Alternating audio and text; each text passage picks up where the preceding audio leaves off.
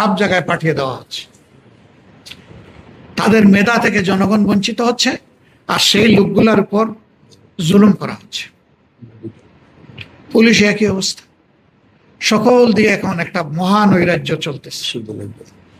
বিশ্ববিদ্যালয়ের বিসি মানে চোখের পলকের সাথে শেষ। দুদক একদিনে পদত্যাগ করেছে, মানবাধিকার কমিশন পদত্যাগ করে তারা একটা খোলা চিঠি দিয়েছে। বিচারকদের উপর হস্তক্ষেপ করে তাদের উপরে এখন শোকজ করা হচ্ছে 28 জন বিচারক। অথচ বলা হচ্ছে, তারাই বলেন যে বিচারকরা স্বাধীন, তো স্বাধীনদের উপরে আপনারা আবার ছড়ি ঘুরান। এই অল্প সময়ের ভিতরে তারা এই কাজগুলো করে ফেলেছে।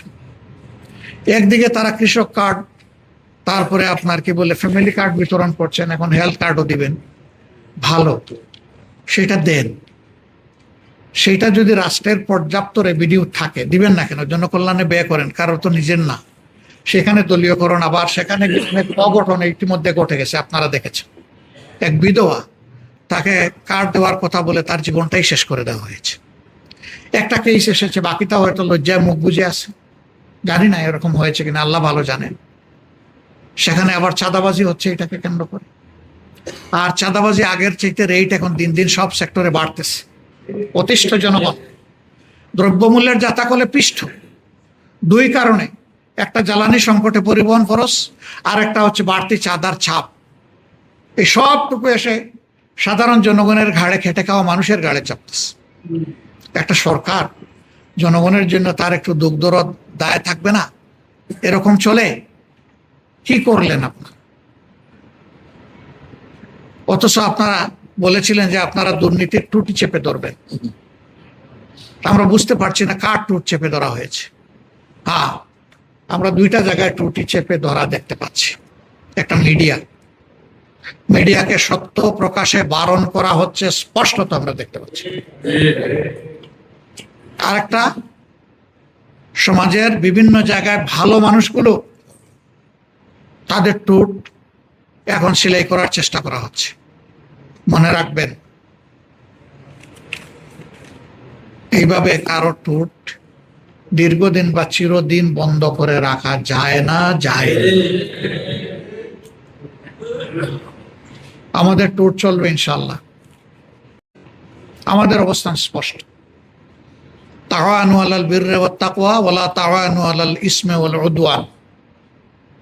আমরা ন্যায়সঙ্গত সকল কাজে সমর্থন এবং সহযোগিতা দেব। অন্যায় এবং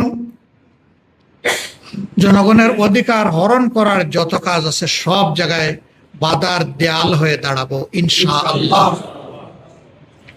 এক চুল পরিমাণ ছাড় দেব না এই জায়গায়। প্রিয় দেশবাসী, আমরাও আপনাদের অংশ।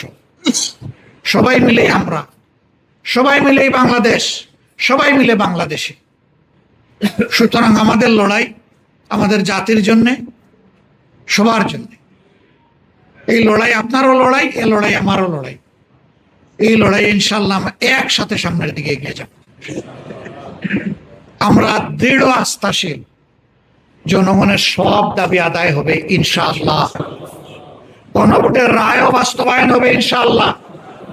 আইনি কোন জটিলতায় পথে বাধা হয়ে থাকতে পারবে না। আইন মানুষের জন্য, সংবিধান মানুষের জন্য। আইনের জন্য, সংবিধানের জন্য মানুষ নয়। সংবিধান সংবিধান বললে, আমি সেদিনও বলেছি, সংবিধান বললে এখন বিরোধী দলও নাই, সরকারি দলও নাই, প্রধানমন্ত্রীও নাই, বিরোধী দলের নেতাও নাই। প্রত্যেকে আসছে, কোন সংবিধানের বলে এটা আসছে, এটা ন্যাশনাল কনসেনসাসের বলে এসেছে। তো এক জায়গায় মানবো, আরেক জায়গায় মানবো না, এটা তো সুবিধাবাদ মানসিকতা। আমরা এটা পছন্দ করি না, সমর্থন করি না, আমরা এর ঘুর বিরোধী। মানলে ন্যায্যটা সব জায়গায় মানতে হবে, যেটা জাতির প্রয়োজন। আমরা এই জন্যে সরকারি দলের প্রতি আহ্বান জানাব, আসুন ভুল মানুষ করে, আমরাও করতে পারি।